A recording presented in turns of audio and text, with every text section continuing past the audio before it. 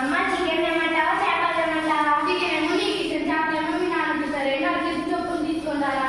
ఒరే మర్చిపోయి కానీ ఇంటికి చుట్టాలి సార్, స్వీట్ హాట్ వేసి తీసుకుంటారా? వాటర్ ప్యాకెట్స్ కూడా తీసుకుంటారా? వాణి ఇంటికో కానీ ఏంటమ్మా ఎన్నిసార్లు తిరగాలి అని ఒకేసారి చెప్పు. వాళ్ళు క్లాస్ లో ఒకబడి లిఫ్ట్ చాలా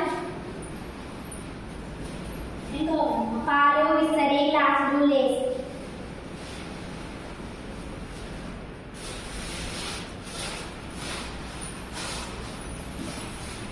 ఇవన్నీ బయటపడేది ఏంటి? ఇవన్నీ మనం వాడమేనా? ఇవన్నీ మనం ఒక్క రోజులో వాడమేనా? ఒక్క మన ఇంట్లోని ఇన్ని ప్లాస్టిక్ కవర్లు అయితే ఒక ఊరు, ఒక మండలం, ఒక జిల్లా, ఒక రాష్ట్రం, ఒక దేశం, ప్రపంచం ఓరి నాయనో అంతా ప్లాస్టిక్ మయం. ఇవన్నీ ఏమవుతాయో? ఇలా అవుతాయి.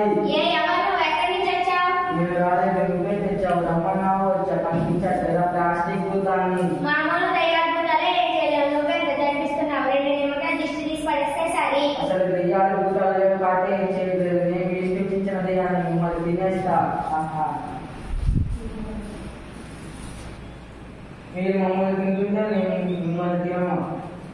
మేము మిమ్మల్ని తినమేంటి? మాతోనే మాట్లాడుతున్నావా? నాకు మధ్య నీకు వివేకం లేకుండా ప్లాస్టిక్ తింటున్నాను. పొద్దున టిఫిన్ తెచ్చావు, నేను కడిగేదా టీ తెచ్చావు తాగావు. నేను నీ కడుపులోకి వెళ్ళి బిస్కెట్ ఫిష్ వాటర్ ప్యాకెట్స్ కడిగి సగం నీ కడుపు ప్లాస్టిక్ తింటున్నావు. నువ్వు తెచ్చి పడేసిన ప్లాస్టిక్ కవర్లు ఆవులు గొర్రెలు మేకలు తిని మాంసం ద్వారా ఆహారపడడం వల్ల మళ్ళీ నిన్నే చెబుతుంది. అందుకే నా టేస్టీగా ఉంటుంది. ఈ తిండాకులు ప్లాస్టిక్ వల్ల జబ్బున అయితే క్యాన్సర్ కలగజేస్తుంది. అయితే మా డబ్బులు నువ్వే కారణం అన్నమాట. నిన్ను పాతేస్తా. నన్ను పారేస్తే భూమిలో కలగడానికి 1000 సంవత్సరాలు పడుతుంది. నిన్ను కాల్ చేస్తా. నన్ను పాలిస్తే గాలిలో రియాక్షన్ విషంగా మారుతుంది. నీవు గుర్తు తెలిసేది క్యాన్సర్ కలగజేస్తా. నిన్ను గోదావరిలో కలిపేస్తా.